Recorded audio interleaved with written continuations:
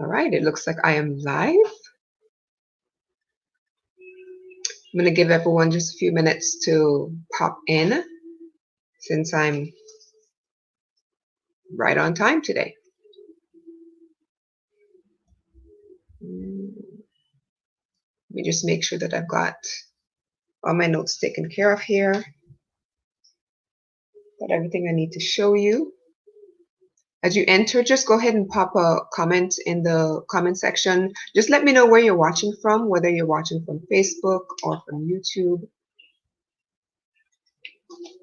Today we're going to be talking about bitters. I'm curious to know how many of you actually know what bitters are. If you do know what bitters are, say yes in the comments. If you don't know what bitters are, just drop a comment saying teach me. It's very interesting, and a lot of us, if you're from the Caribbean especially, you grew up drinking bitters at a certain time of the year, and I'm going to talk a little bit about that once we get started. But if you have no idea what bitters are, that's what today's topic is all about. And it is a tea. It's Tea Time Tuesday, so it is. I'm talking about bitters in the form of a tea.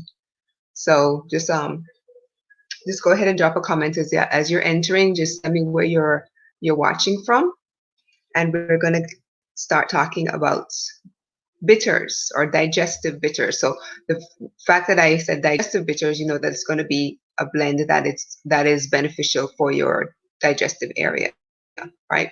So let me tell you a little story about when I was growing up. I grew up in Jamaica, and every year prior to school starting, we had to do what was called a washout.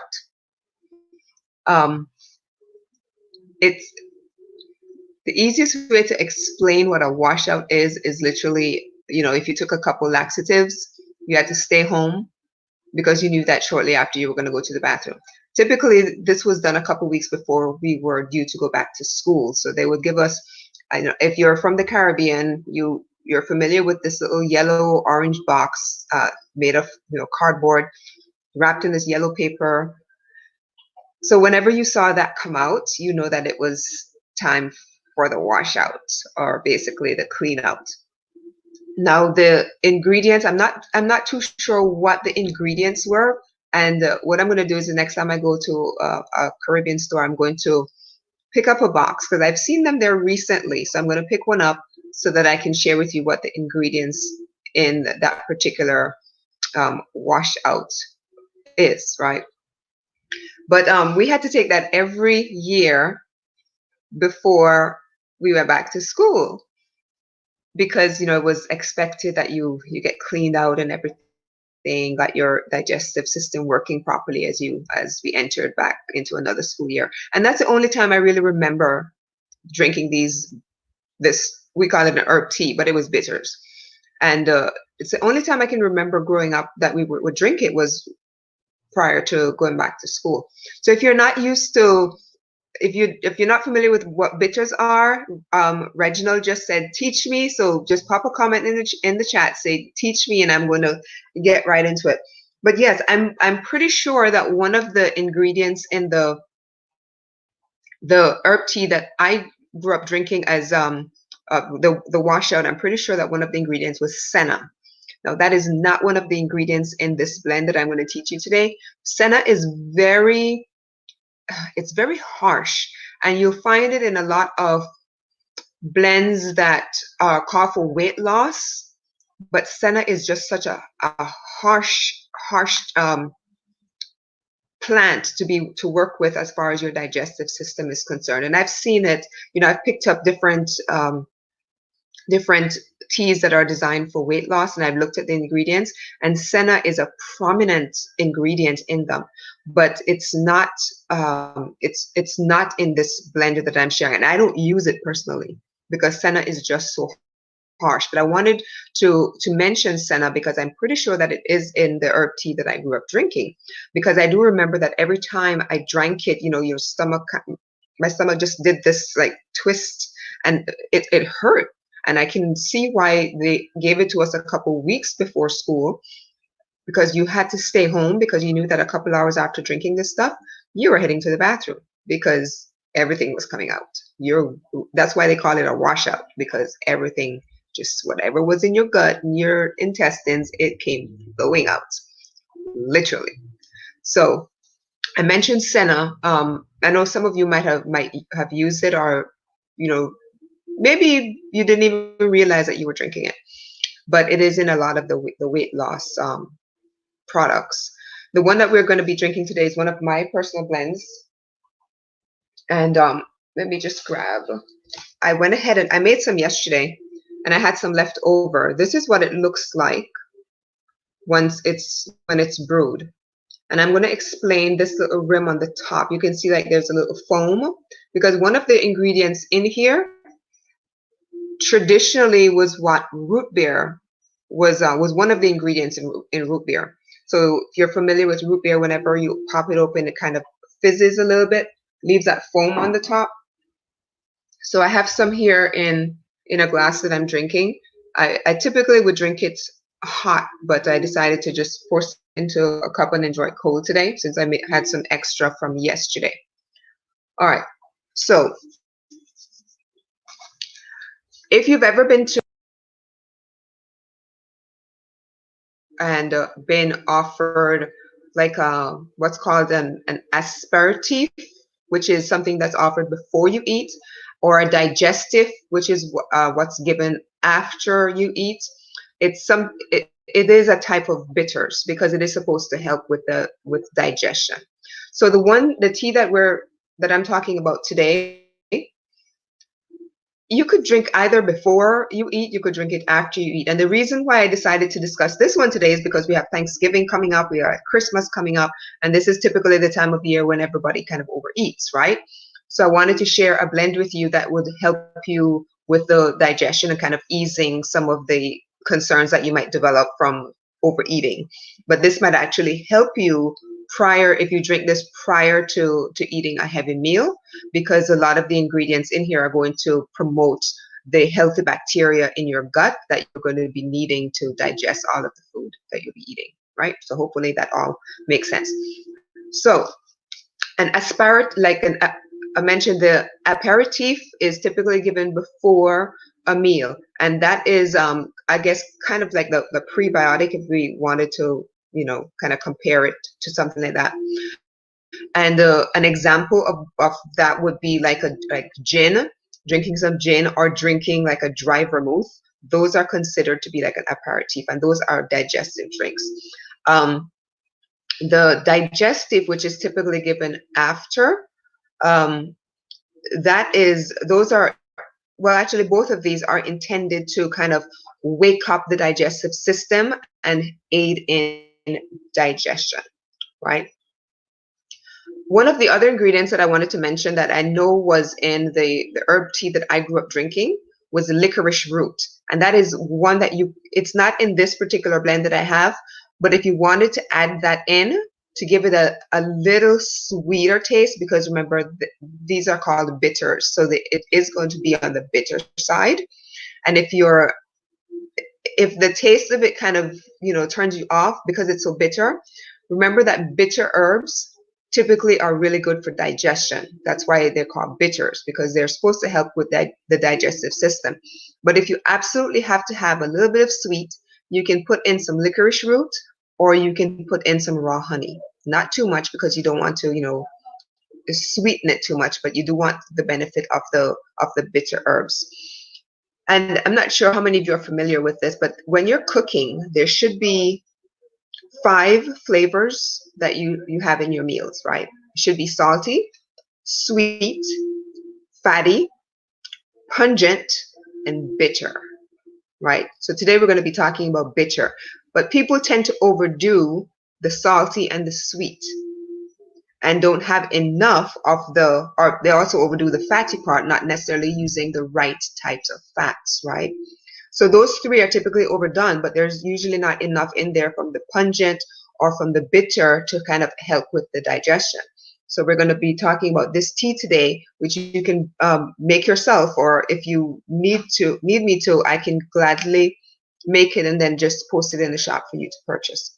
It's you can simply find really good reputable providers like Mountain Rose Herbs, and they probably have something very similar to this that you can already purchase. Once you hear the ingredients, you just simply do some research and you can find it already made for yourself as well, if you don't want to go to to the trouble of making it yourself.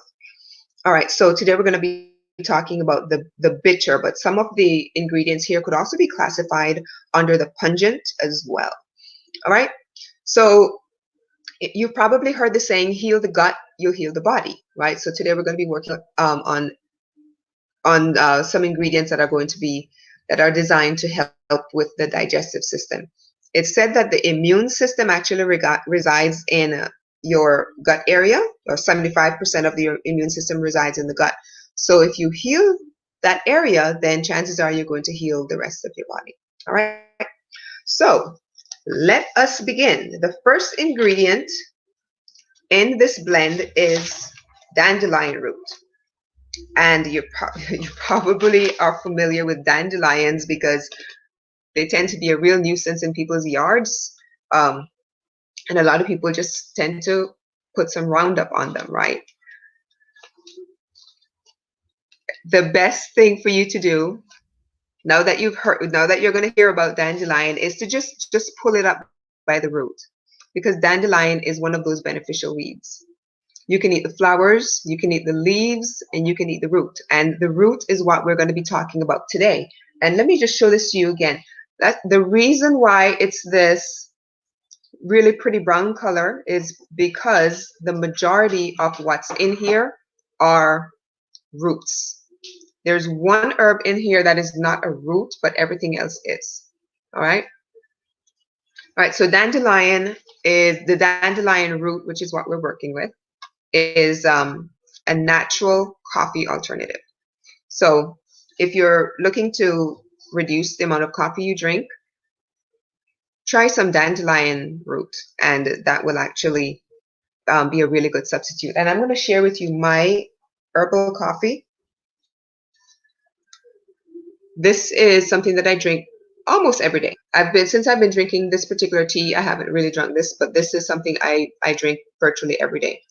And two of the ingredients in here are dandelion root and chicory root. And if you're familiar with a certain store in Louisiana, in New Orleans, oh gosh, what is it called? Café du Monde. Café du Monde has a very famous drink that is made from dandelion root as well as chicory root, and that is the coffee alternative.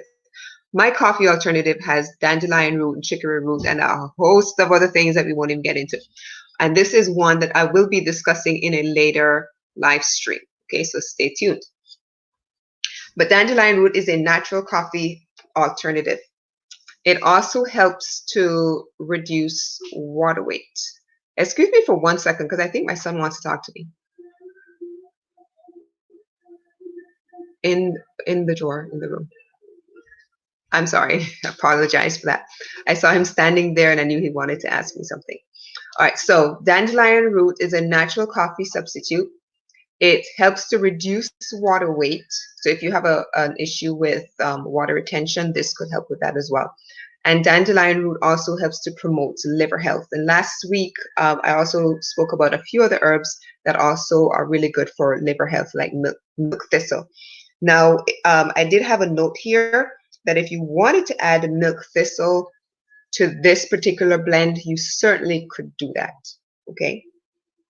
Now, dandelion root also helps with detox, and by detoxing, it also helps to improve your skin. So if you have any kind of, and you'll find that with a lot of the herbs that I'm going to share with you today, they will help with detox, or they'll help with, the digestive health, and in healing your health, your digestive health, it also helps to heal whatever skin condition that you may have.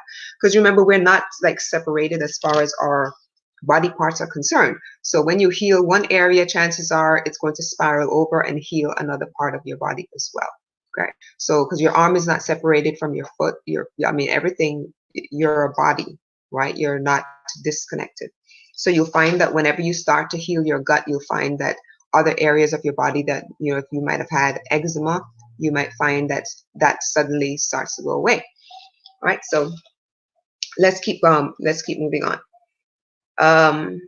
Yeah, so dandelion root is a natural detox.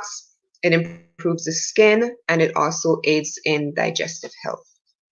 Right, so that's the first ingredient. The next ingredient we want to talk about is sarsaparilla root. And there is a bit of a caveat on this.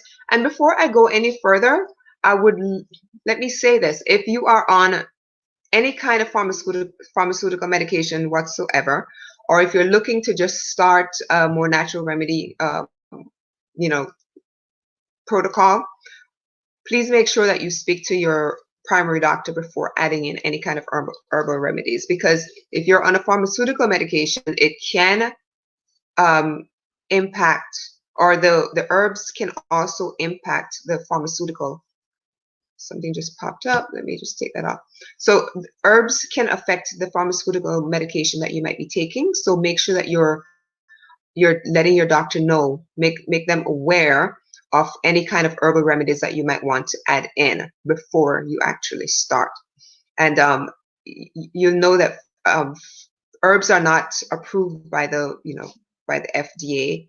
So a lot of the information I'm going to give you today, don't expect it to be approved by them. And I'm also going to give you a few studies that you can go and look up on your own to, I like people to do their own research, right? I don't want you to take my word for it. A lot of the information I got are actually out of studies. So I will mention the study, the particular year, and then you can also go and you can do some of the research on your own. Okay, so the next one that we're going to talk about is the next herb in this blend is sarsaparilla root. Sarsaparilla root is anti-inflammatory. It is loaded with antioxidants, which means that it's going to help with the oxidative stress that your body might be under. It helps to protect the liver. It's going to optimize your liver function. It's a natural diuretic as well. So if you have water retention, it's also going to help with removing excess water from your body. Sarsaparilla root is also a detox, and it helps to clean the blood. Sarsaparilla root has also been shown to reduce tissue damage due to the anti-inflammatory benefits, as well as protect against any kind of free radical damage. Okay.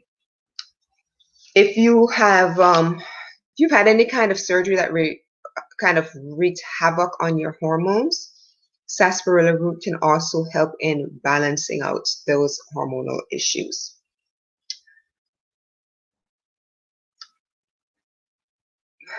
If you have any kind of menopausal concerns, sarsaparilla root is one. And I didn't actually figure this out until much later after I started to use it, because I ended up having a full, complete hysterectomy 3 years ago. I think 3 or 4 years ago.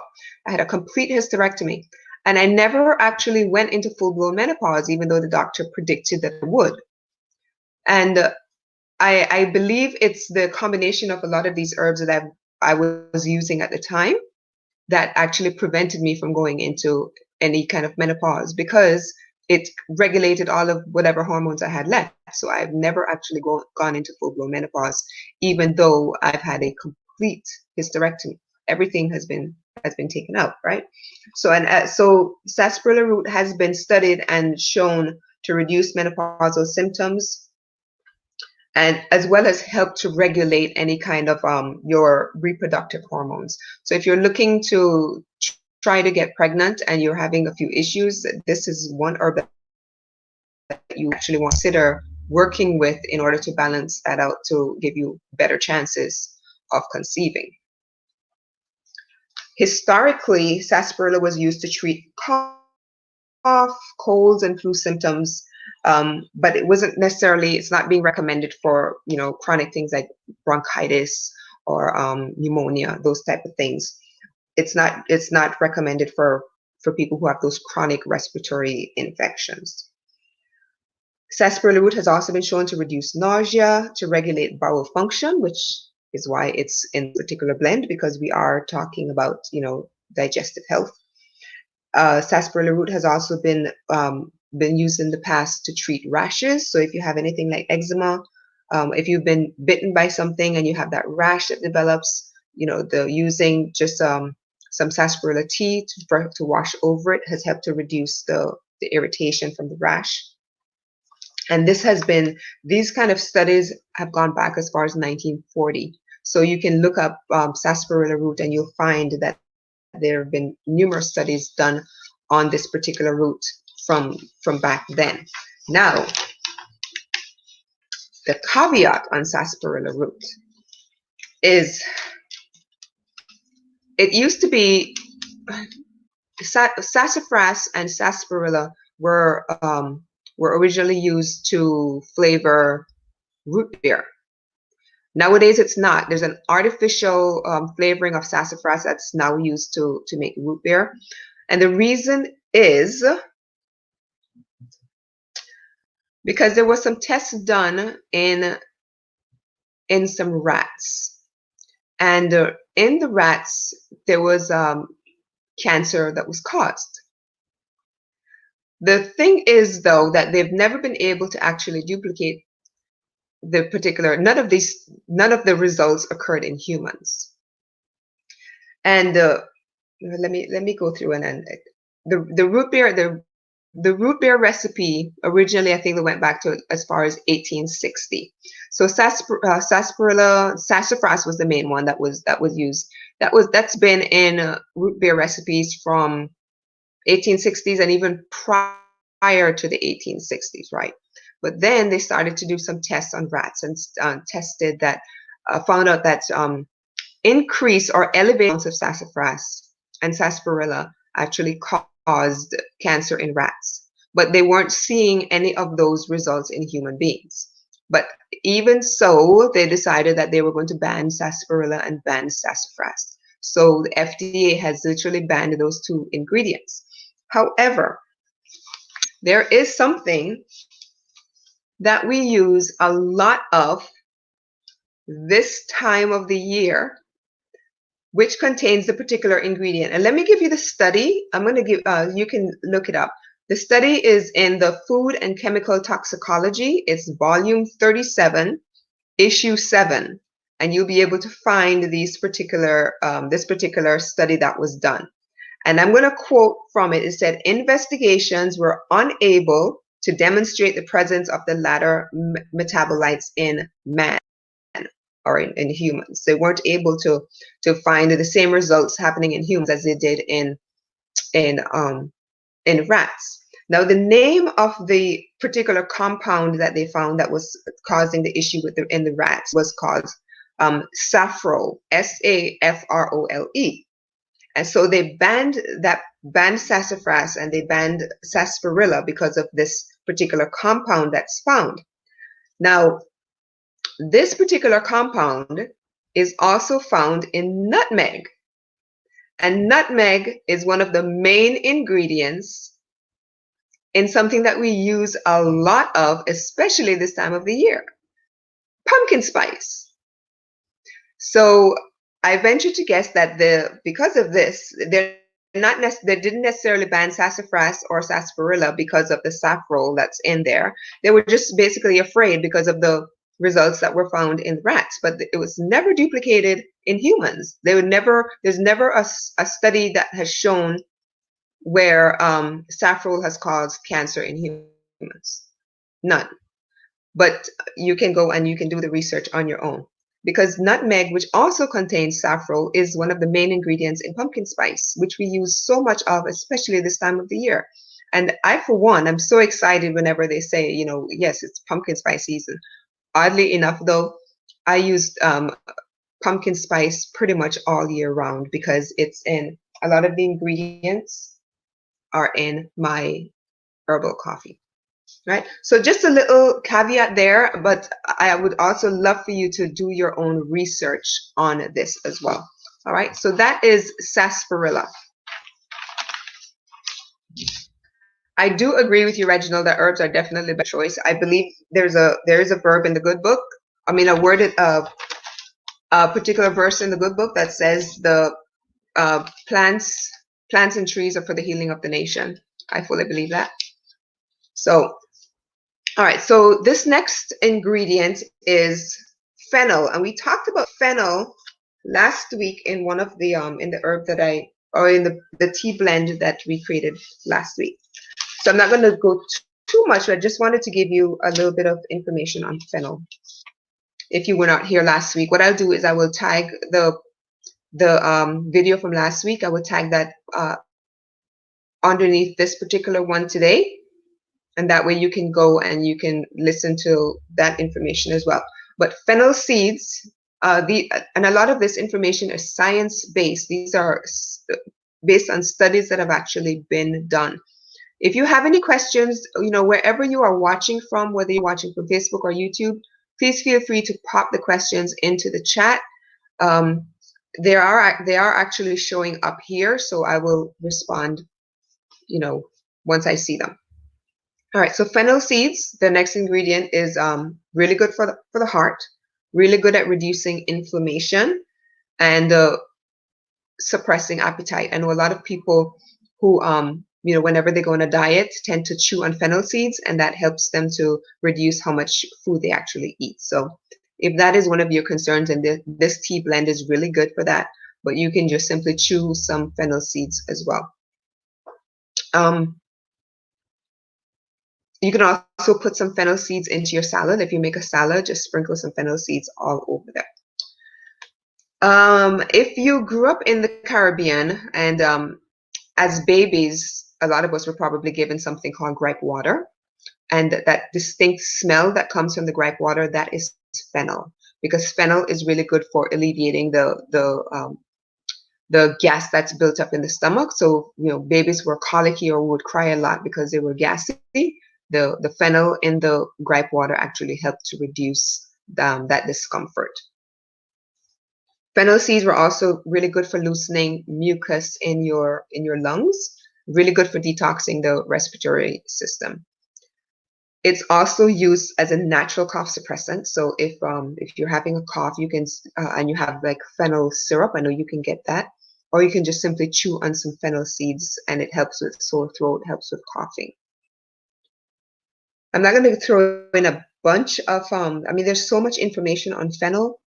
It's the essential oil. I don't know if you've ever smelled the fennel essential oil. It's absolutely divine. It smells amazing, and that's been used for perfume, and it's also been used to improve the flavor of medication. So if there's a medication that just tastes really horrible, what pharmaceutical companies have done is taken some fennel and flavored the medication with that to make it a little bit more palatable. And fennel seeds have also been known to boost liver health because there's high levels of selenium that's in there. And selenium, we know, is something that our body really needs. So, any questions so far? We've got fennel. We talked about sarsaparilla. So let me get back to the next ingredient that we're going to talk about is cinnamon. And we also talked about cinnamon last week, or in another tea blend that I discussed. So cinnamon, we know, comes from the inner bark of a tree, right? If you're not familiar with cinnamon, if you've ever seen the cinnamon sticks, the curl, that's actually the bark of a tree. So it's the inner bark of a tree, and it's scientifically known as cinnamomum, and dates back as far as ancient Egypt. It's considered to be rare and volatile. There are actually two particular types of cinnamon. The one that we know today is the more common one, called cassia cinnamon. But the true cinnamon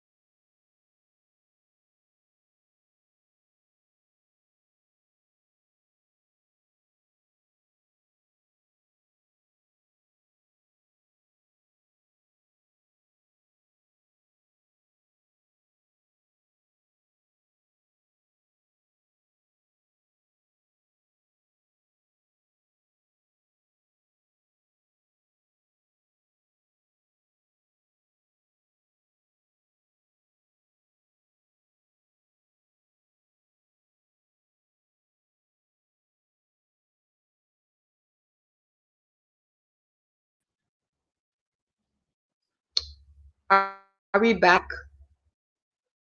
Pop a comment in the chat. Let me know that you can still see me. I actually got kicked off. The Wi-Fi just dropped. Just let me know that you can still see me and hear me. Bonnie says she's you from the Cayman Islands? You watching from the Cayman Islands? That's exactly where I'm from. It's good to see you. I think. All right. So I think we're good. Are we good? I just want to see a comment to make sure that everybody can see me okay. All right. So like I was saying before we got cut off, there are two types of cinnamon. There's the Ceylon cinnamon, which is considered to be the true cinnamon. Okay, so you can hear me. Good, good. Thanks, Reginald. And the other one is called cassia cinnamon, which is the more common one that we're familiar with today. Okay. Now, cinnamon is made by cutting the stems of the cinnamon tree, and it's the inner bark that is actually what's extracted, and the woody parts are removed, and then we use the inner bark as what we call cinnamon. Yeah, we're good. Thanks, Reginald. All right, so the distinct smell that comes from cinnamon is a compound called formaldehyde, and it's thought to be what's responsible for all of the health benefits that that we get from the cinnamon. Okay. I'm glad that we didn't have to restart because it just continued. I'm so happy with that. All right, so cinnamon, we know that it's extremely anti-inflammatory, helps the body fight infection, and also helps with tissue repair. If you've had tissue that's been damaged, the cinnamon will actually help with that as well. And it also helps with reducing the risk of heart disease. And this is something I'm not sure that people are aware of. When you have, if you have inflammation in your body, chances are you're going to have high cholesterol. Why is that? And that's why a lot of the herbs that are in here are also anti-inflammatory. If you have high inflammation, you're going to have high cholesterol, because the cholesterol is actually a glue that is sent out by your body to wherever the inflammation is in your body to kind of patch things up. So the cholesterol is a type of glue. Now, you know, we have two types of cholesterol. You have your good one and your bad one. Well, it's the bad one is typically the one that we have to, you know, really work against, because when that gets sent out, because there's high inflammation in your body, if you have a lot of inflammation, you're going to have a lot of high cholesterol, because the cholesterol goes to kind of patch up where the damage has occurred.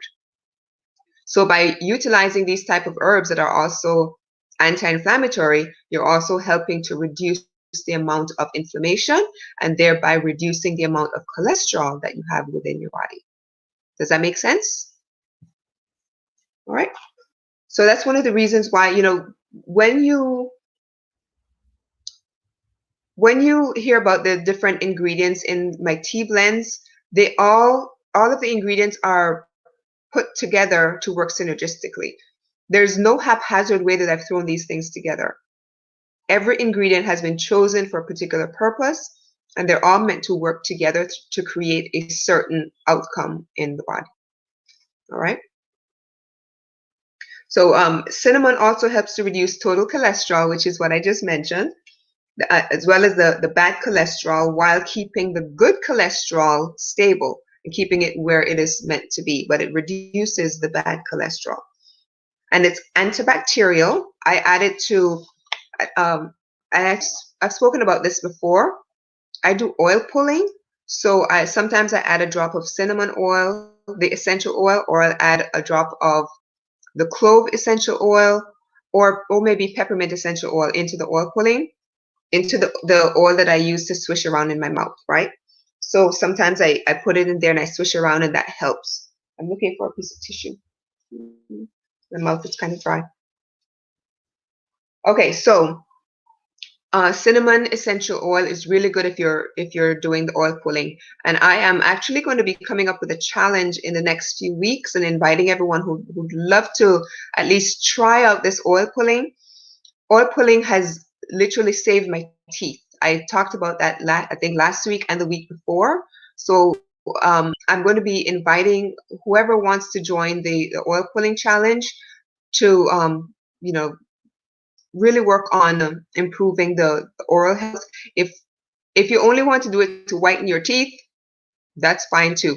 But it is so good for more than just whitening your teeth. All right, so that more on that coming up later on. All right, so there's cinnamon. We talked about fennel. The next ingredient in this blend, I never did show you what the actual blend looks like, did I? This is the ingredients. You can tell that most of these are roots, but you can also see the fennel seeds in there. And then there's a little bit of peppermint leaf as well, which we'll talk about later on.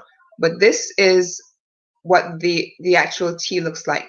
And the majority of these are roots. Okay. Thought I had shown that to you already.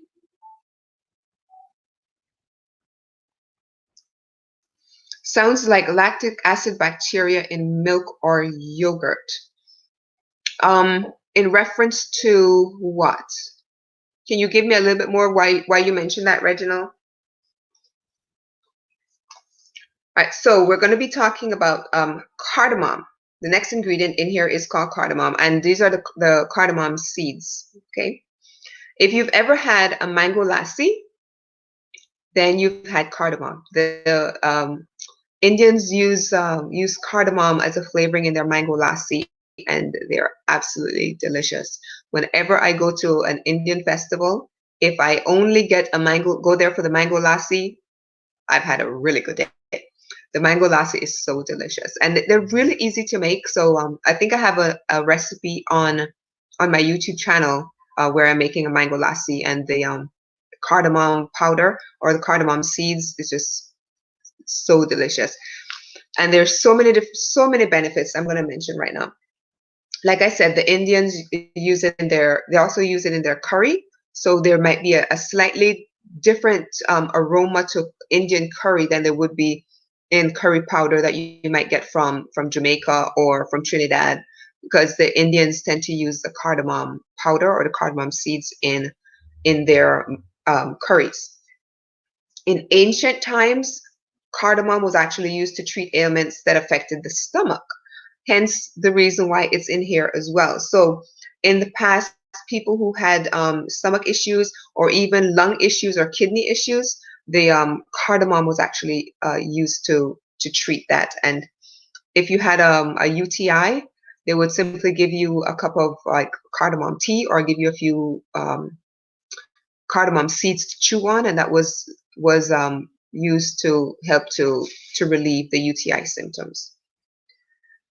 Cardamom is considered to be a natural antidepressant. And like I said, just by smelling if you got a mango lassi and just smelling it, that kind of lifts your mood. But if you were to just smell the cardamom, again, that would also elevate your mood because it's considered to be a natural antidepressant. Cardamom is also considered to be an aphrodisiac.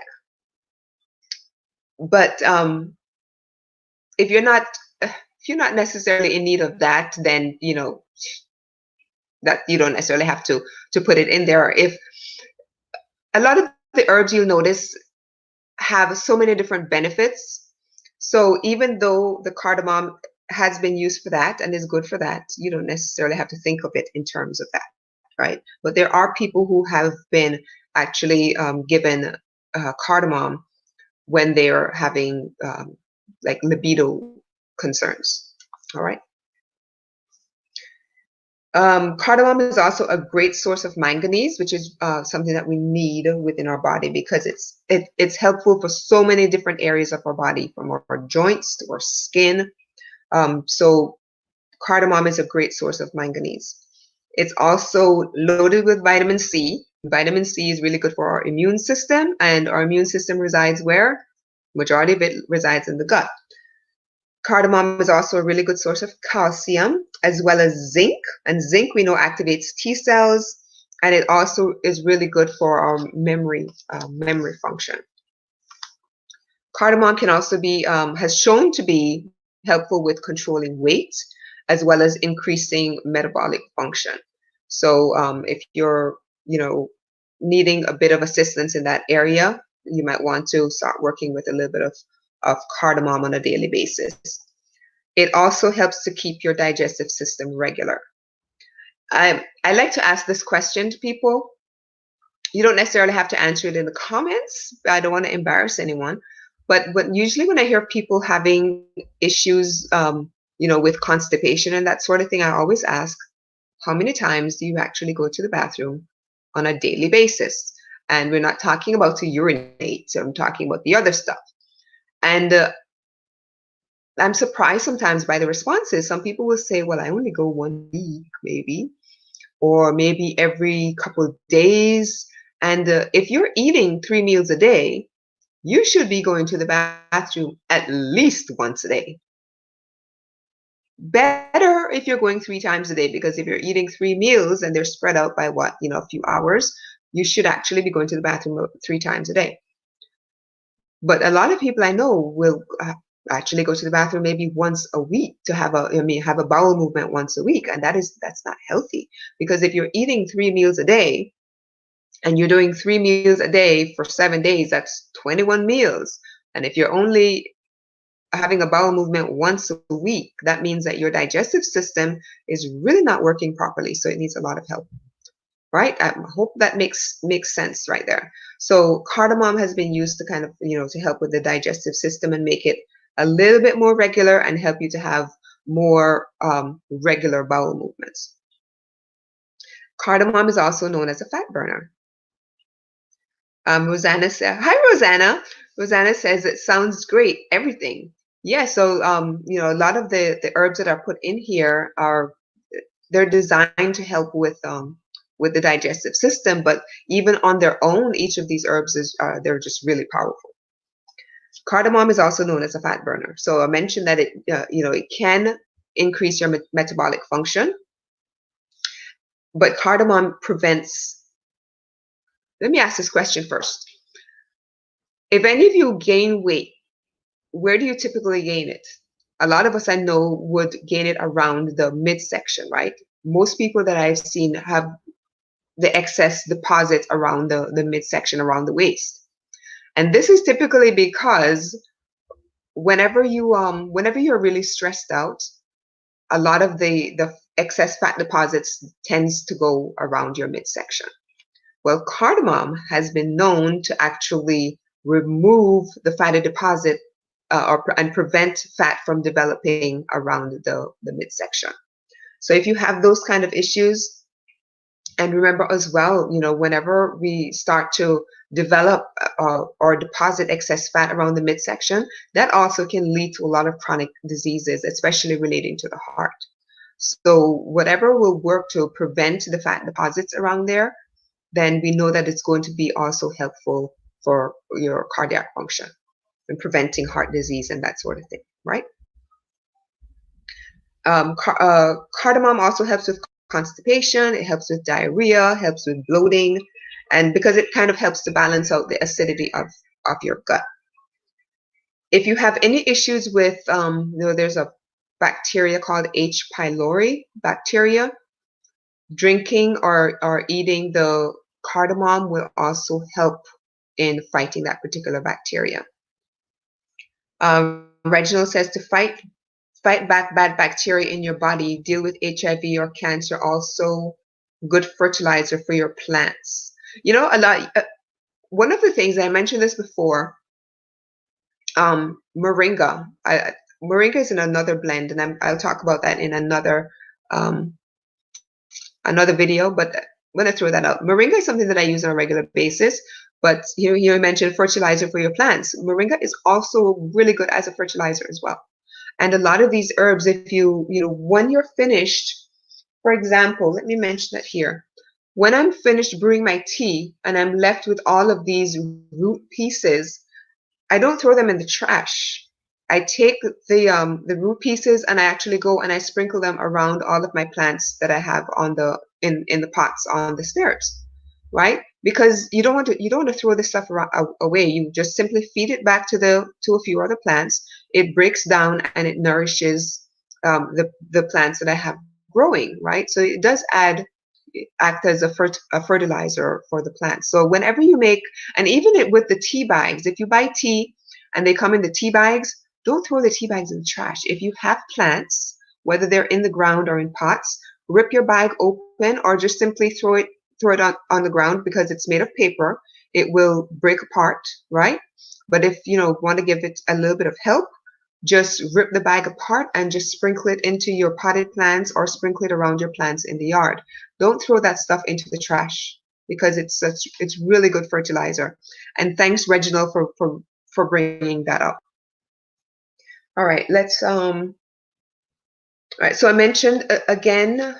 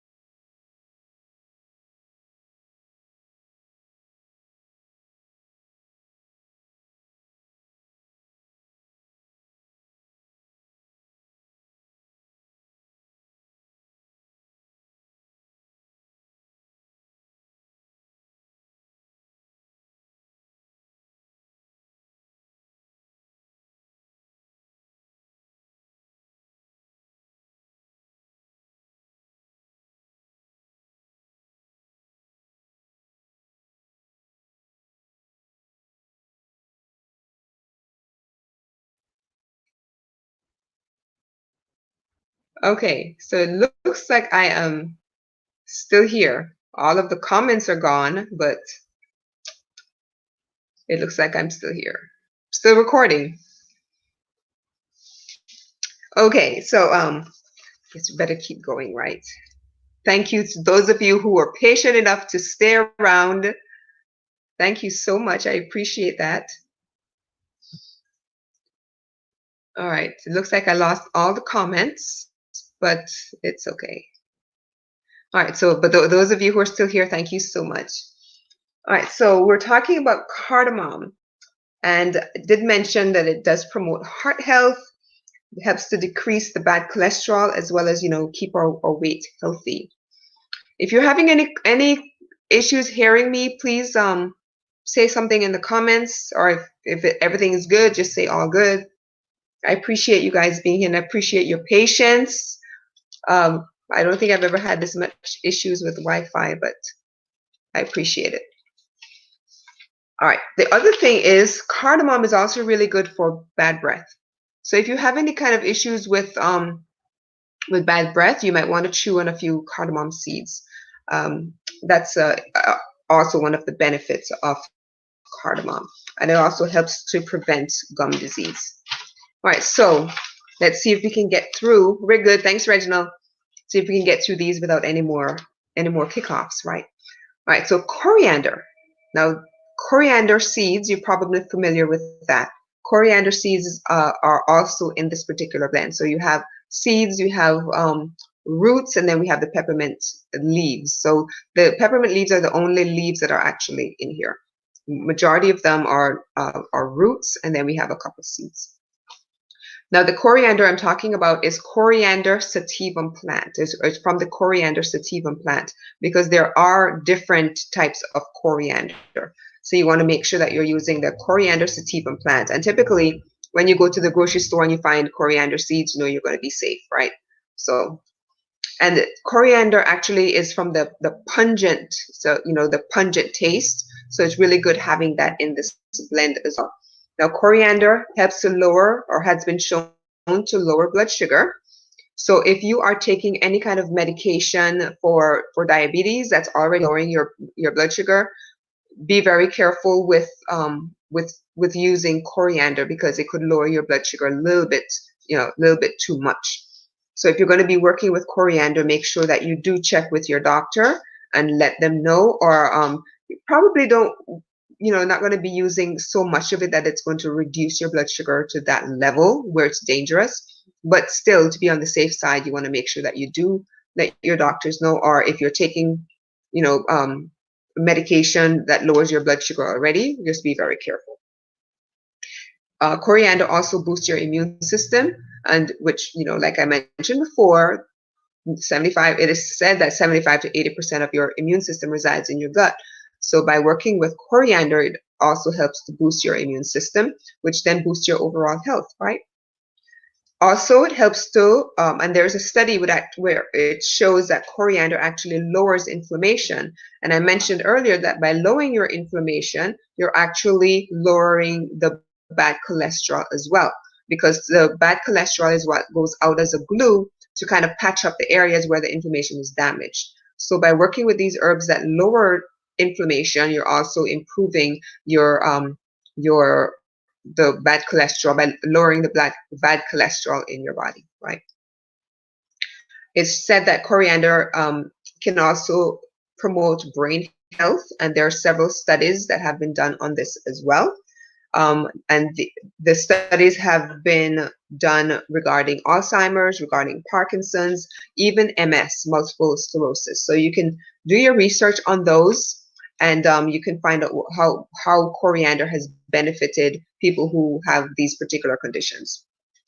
And a lot of people don't realize that even things like Alzheimer's and Parkinson's and MS are all conditions that have inflammation. People don't realize, yes, you can have inflammation in the brain, right? So by reducing the inflammation in your body, you can have a positive effect on these particular conditions as well, by improving them overall, right?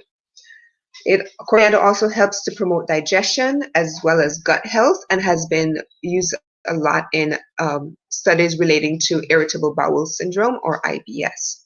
So if you have concerns along those lines, then you might want to consider doing some research on coriander to see if coriander might actually help you as well. Coriander has been shown to fight infections because of a compound in it called, and I'm going to try to pronounce it. It's called dodecenal, Dodecenal, and that's the compound that's been shown to fight things like salmonella. So if you've ever had issues with food poisoning in the past, this particular herb, if you use this in your cooking and that sort of thing, this has been shown to fight against any kind of bacterial infection like that. Coriander has been shown to protect your skin. And remember, I said earlier that if you reduce the inflammation in your body, you're reducing the bad cholesterol in your body, and by helping your immune system, you're also going to help the rest of your body. When you heal your immune system, then conditions like any kind of skin conditions, you'll see those literally start to vanish, because once you heal your inner body, then it's going to reflect on the outside by having beautiful skin, right? And it's really easy to add to your diet. I mean, coriander seeds are easy to find, and you can simply sprinkle them onto some salad. You can cook with them, and when you roast coriander seeds, I don't know if you've ever, the aroma is just so amazing. It's really a really pleasant smell. So there's a lot of different ways. You can simply take a few seeds and also put into your smoothies. If you make smoothies, that's an easy way to work with them as well. I love to use a dehydrated veggies, but it's loaded with different herbs and seeds. So when I put that into rice or I put it into soups, then I'm getting the benefits there as well. If you have any questions, please feel free. Right now, I'm only seeing comments from YouTube, but I know that I'm connected to Facebook as well. So I want to make sure that everything is coming through well, because I know we had some issues with the internet earlier. I have a note here. You can also add them to pickled vegetables. A lot of the pickles that you find in the markets have coriander seeds inside. And if you're doing your own pickles, you can find a particular pickling blend that has coriander seeds among fennel seeds and a few other types of seeds in there as well. All right, so the next herb is peppermint, which a lot of us are familiar with, so we won't dwell too long on this one. We know peppermint tea helps with upset stomach, it helps with bloating, it helps with digestion, and a lot of breath mints that are made out there, and gum is made with the peppermint flavor, right? A lot of people may not know, though, peppermint is also really good for relieving headaches. So if you're having a really bad headache, or if you're prone to migraines, just sipping on some peppermint tea will help to relieve your headache. Also, if you have some peppermint essential oil and you have a really bad headache, just simply taking maybe 1 or 2 drops and massaging it into the back of your neck. I would use maybe mix it in with some coconut oil or a little bit of olive oil, because peppermint oil tends to be really what they call a hot oil, so it could burn your skin.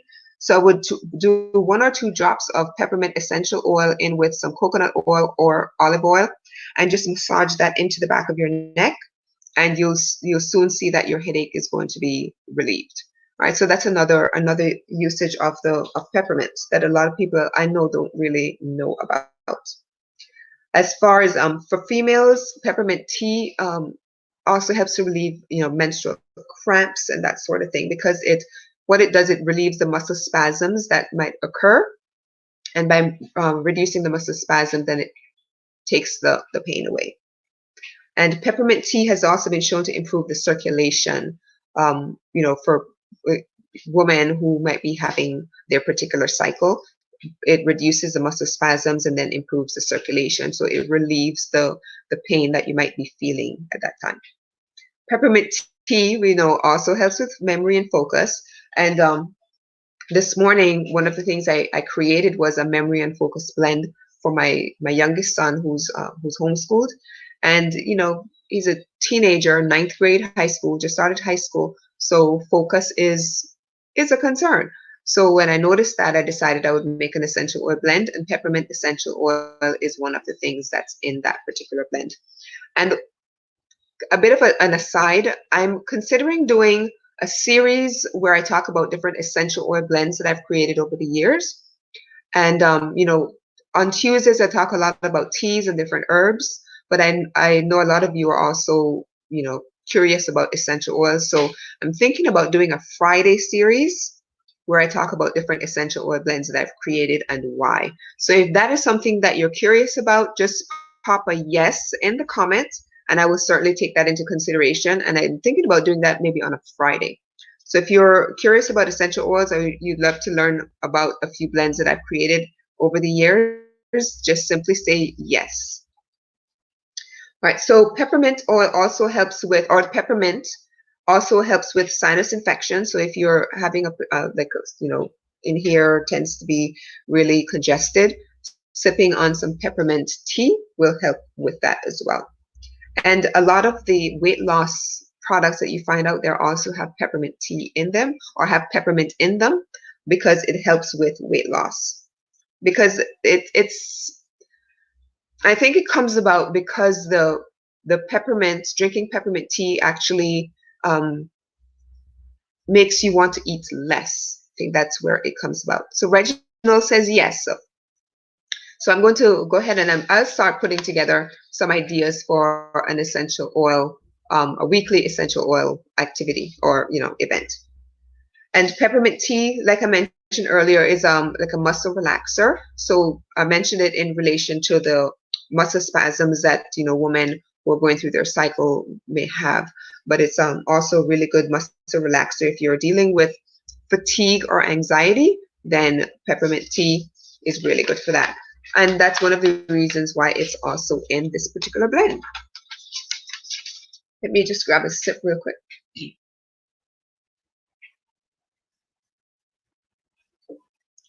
All right, so the next one we're going to talk about is no stranger to anyone, I'm sure. Ginger. Most people have had ginger. So, but whenever you go to, maybe when you get sushi, there's always a little patch of ginger that's in there. And the reason why the ginger is there is not just because it makes the rest of the food taste really good, but the ginger is useful in promoting digestive health and helping to break down the food that you're going to be eating, right? So ginger, we know, it helps to reduce inflammation. It's an anti-inflammatory, and one of the herbal blends that I use is called FTG, which stands for frankincense, turmeric, and ginger, and it's an anti-inflammatory blend. I also have one called FTGC, which is frankincense, turmeric, ginger, and cayenne, all really powerful anti-inflammatory herbs that have been powdered down, blended together, and combined into a tiny little capsule. So I think next week before we start, I'm going to bring that out and I'll share that with you. I not only take my herbs in a tea form, but I also have several capsules that I have maybe a liver blend. I also have the anti-inflammatory blend, and I do have I think a brain function one. And it's a lot easier sometimes, rather than drinking multiple cups of teas here and there. It's just easier to just pop a capsule, right? So ginger, anti-inflammatory, like I mentioned before. But most people have known it for being something you drink, ginger tea or ginger ale, or drink ginger beer. You drink it whenever you have an upset stomach, right? I also have caramelized ginger. It's just dried ginger that I just like to pop a piece in, and rather than eating candy, I just pop a piece of the caramelized ginger, and I love it.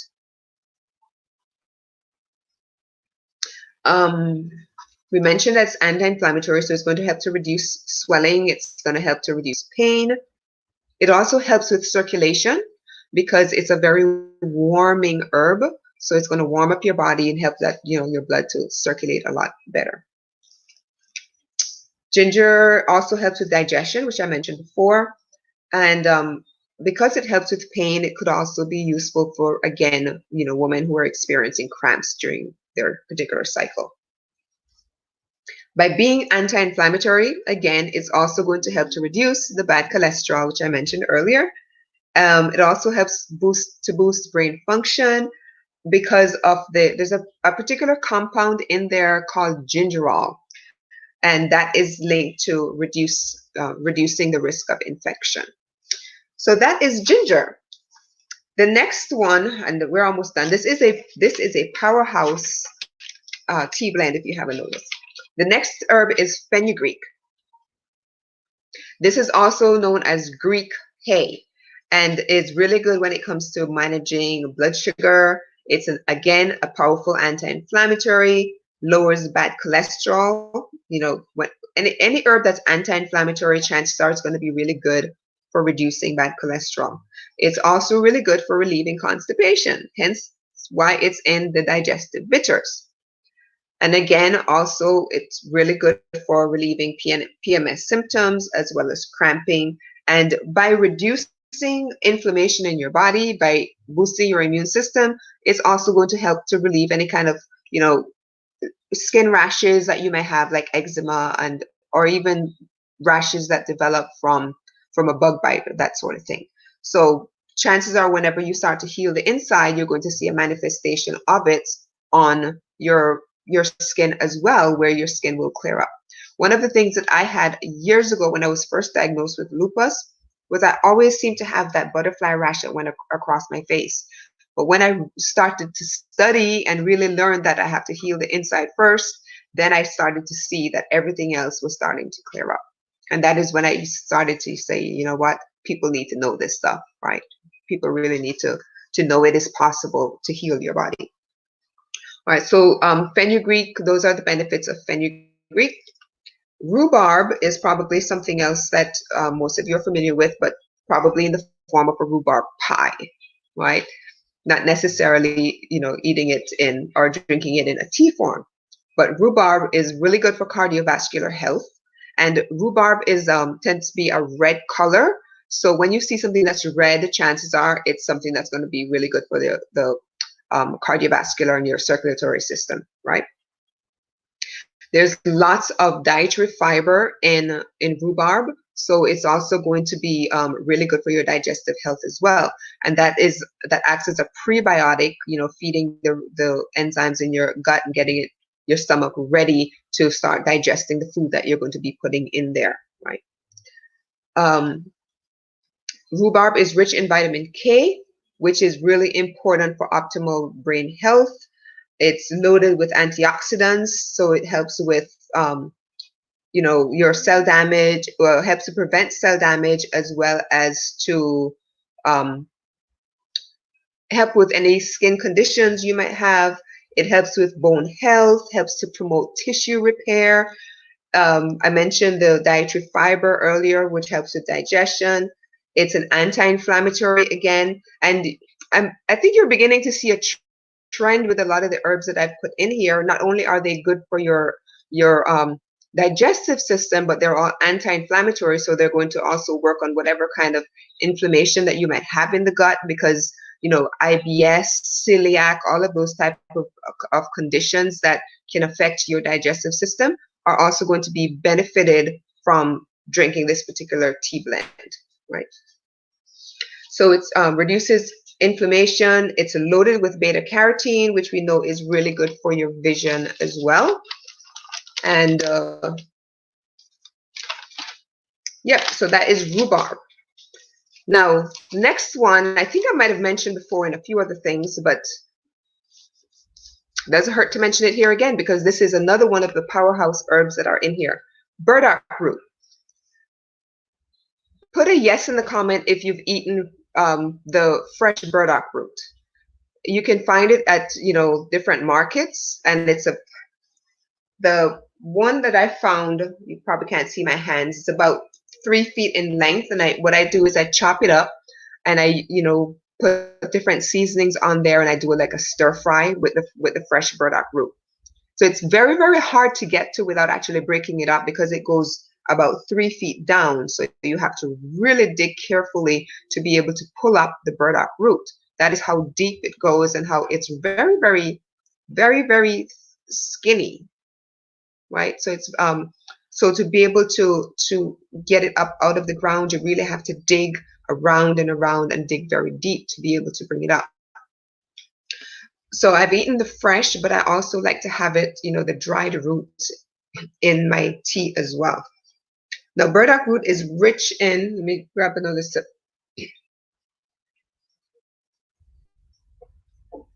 Burdock root is rich in antioxidants. And there are several studies that have been done.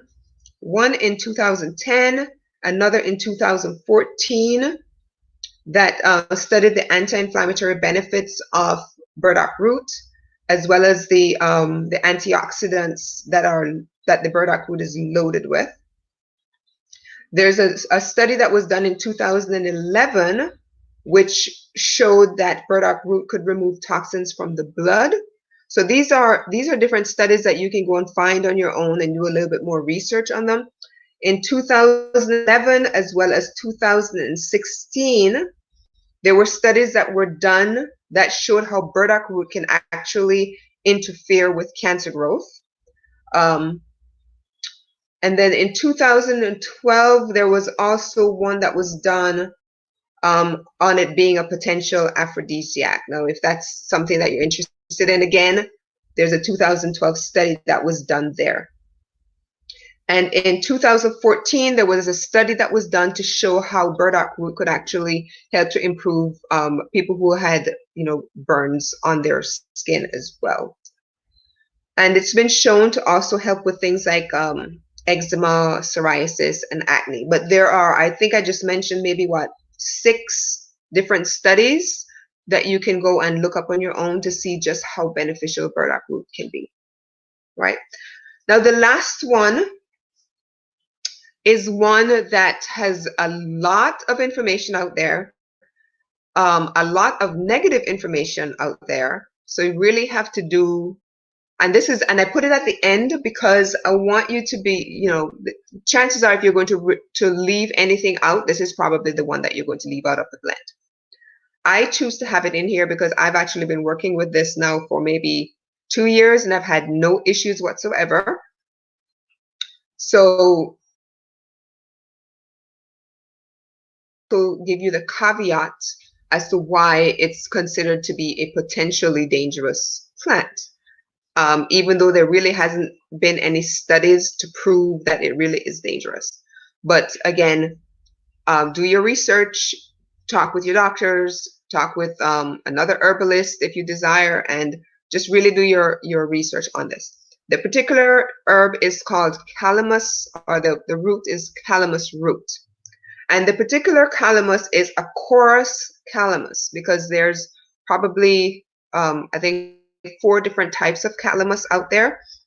And only one of them has been shown to really not be dangerous, and that's the one that I'm working with. But because the other 3, and I'm going to talk about the compound in a little bit, there's a certain compound in there that has been shown to cause cancer. Right, so the FDA has banned calamus because 3 out of the 4 species, I'm reading from my notes, 3 of the 4 species that are found in the world actually contain a cancer-causing agent called beta-isoacerone. I think I pronounced that correctly.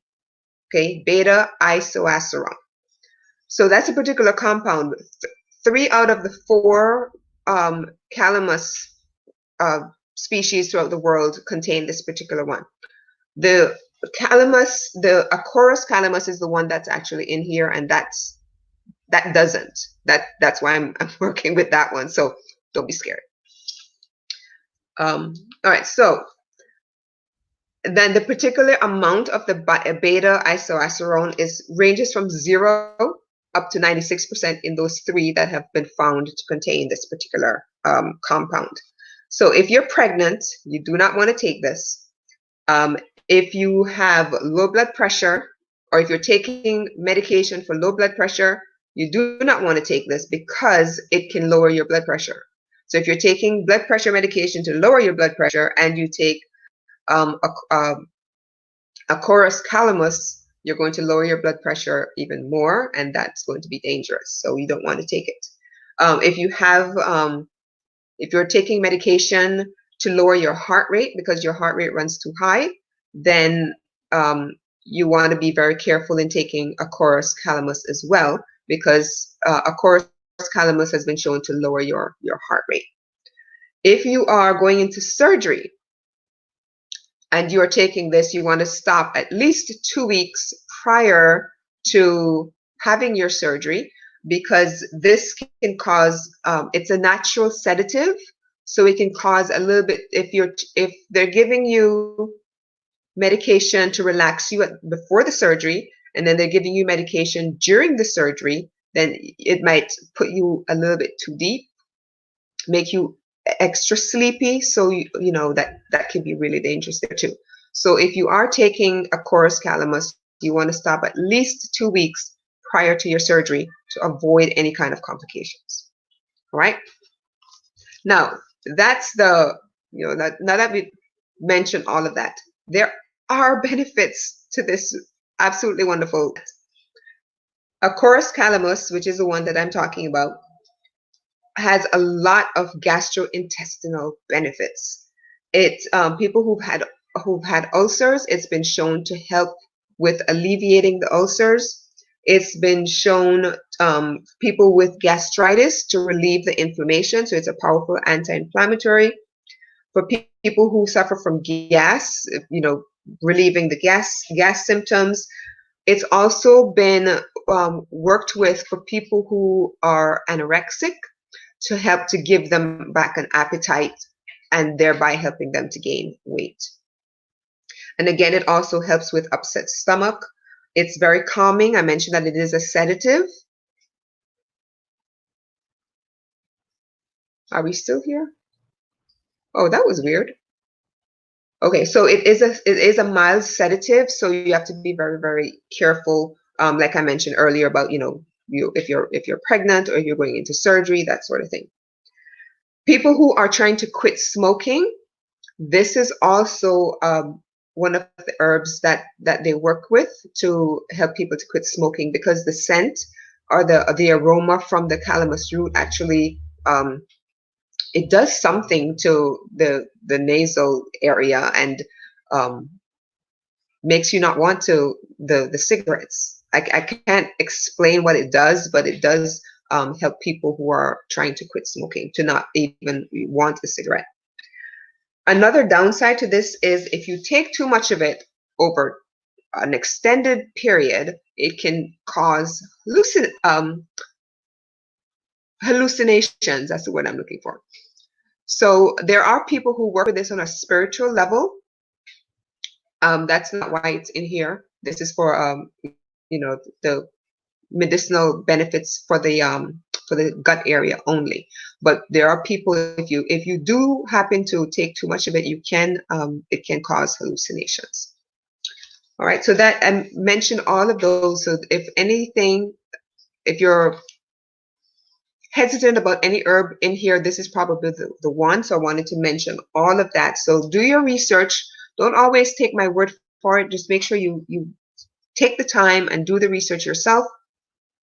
Learn about all of these herbs that I've mentioned. And if you do decide that you want to create the blend yourself, there are reputable companies online where you can go and find the ingredients, or you can simply type in all of the ingredients into a search and something will pop up saying, oh, this particular company makes this particular blend and all of these ingredients are in there, or the majority of the ingredients that I mentioned are in there. All right, and then you can simply purchase that one to try for yourself. But I always recommend that you do the research yourself, because, you know, I've been talking now for about an hour and 20 minutes, and I could have gone on for more than an hour on each of these particular herbs because there's that much information. But because we're talking specifically about the gut area and, you know, promoting digestive health and creating a bitters blend that you can drink prior to eating, or even drinking it after, is going to be beneficial as well. So because of the holiday season that's coming up, that's why I decided to go ahead and create this one and share this with you, because this is definitely something you want to have around, at least this time of the year. And I would say if you have issues with, digestive problems on a regular basis, it's probably something you're going to want to have on a regular basis. You don't necessarily have to sit there and drink a whole tall glass of it. I mean, you've seen, this is really all that I've poured. You just want to sip on it. If you're making it before Thanksgiving, you can make a big batch of it and offer it to the people who come to your Thanksgiving dinner. Or not, because chances are you're not going to know everybody what medication that they're on. So it's if they want to, you can have it to offer. If they want to have it, you can, by watching this and being here, you've learned a lot about these particular herbs. So you can say, hey, show off your little skills, then your knowledge, and say, look, it has this, this, this, and this, and it's good for this, this, and this. And but if you're taking this particular medicine, you don't want to be taking this because it might interfere. So, that might be a chance for you to show off some of the knowledge that you've gained by having that there. Or it can be just something that you have around your home for your personal benefits year round. All right. Do you know a website for more information? Okay, so one place that you can go to for these particular herbs is Mountain Rose Herbs, and it's Mountain Rose Herbs. Just type that into the search box, and you will find tons of information on each of these particular herbs. And you can even type in the names of each of these herbs into a search box, and you'll find a lot of information in here. This is a recorded video, so you can always listen to this again, and you can find, all of I think for Burdock, I mentioned about 6 different studies and the year. So you can type in Burdock Root 2011 study, or 2011 study on removing toxins, Burdock Root. So just type in different words, and those will, a lot of the different studies will pop up. There's just so much information on there, and there are numerous websites, Reginald, that you can find different information on. Lots of information out there. But as far as purchasing the different herbs, I would recommend the Mountain Rose Herbs, where you can find, and I mention them because I know that they're a reputable company. I have no affiliation with them whatsoever. I've just done enough study on them, and I've purchased enough from them over the years to know that they are a reputable company. Okay, so those are all of the ingredients in this particular blend. Let me show it to you again. The majority of them are roots. There are 2 seeds, fennel seeds, as well as the cardamom seeds, and then there's a peppermint leaf. And it does give you a really pretty, like a rich red color, brown red color, which typically is associated with the gut area or your digestive system. Any other questions? I know this was a lot, and we had some technical difficulties, and I really appreciate all of you that stuck around, even with all of the couple times that we kept getting kicked off of the Wi-Fi. I do appreciate you being here. And if a couple of you mentioned that you'd love to hear about the essential oils, so I'm going to put something in the works, and then Tuesdays we'll do the tea with me. Wednesdays we have Wisdom Wednesday, so tomorrow I'll be back, and then maybe on Friday we can do some essential oil, some aromatherapy Friday maybe. All right, sounds cool? All right, so thank you again so much for being here. Again, if you have questions after this is ended, just pop them in, because I go back and I check and I respond to them. All right, again, I cannot say thank you enough, because I know today has been kind of a challenging broadcast, but I do appreciate all of you who are here and who have been here, who I know will continue to show up in the future as well.